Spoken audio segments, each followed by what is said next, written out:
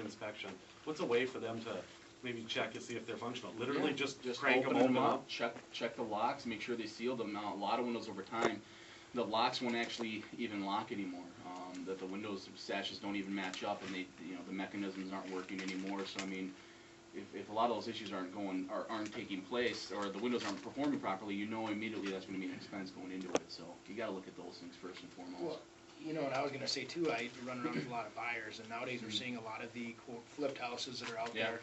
And you do have amateurs that are out there flipping houses, or the first-time flippers, and what they're doing a lot of times is taking these older windows, they just sand them down, they paint them, and they give the illusion that they're new. Sometimes they even paint right over the old hardware so it looks new, and it's not, and it's a big problem for a lot of these buyers because they pass inspections, but then they've got a $10,000 or $15,000 problem in the future. Yep, absolutely. You know, a lot of guys come in too, and they'll go buy these, you know, $150, $200 cheap vinyl windows and put them in there, and people think that they're nice new vinyl windows, and then a year later they're, you know, falling out, not working properly. They're just inserts. They're not, you know, so there's some issues there.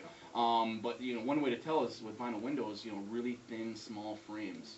You know, you're gonna have really thin frames. You know, they're going to be a little bit less efficient. Unless they're foam filled. Now, like our window, our season guard window, it's a nice small frame. It looks more like a wood frame, but it's actually foam filled, so it's actually more efficient than a larger framed vinyl window. So as a flipper, though, or as someone that's an investor that's going to be out there, talk to us a little bit about what kind of an investment we're looking at, you know, if we're, or even as a seller. I mean, if we're thinking, hey, we know the windows are shot, if we want to get top dollar for our house when we sell it, and, or make our house more marketable, what are you seeing out there for trends, or what should we be looking for? Well, first thing is you don't have to replace all your windows.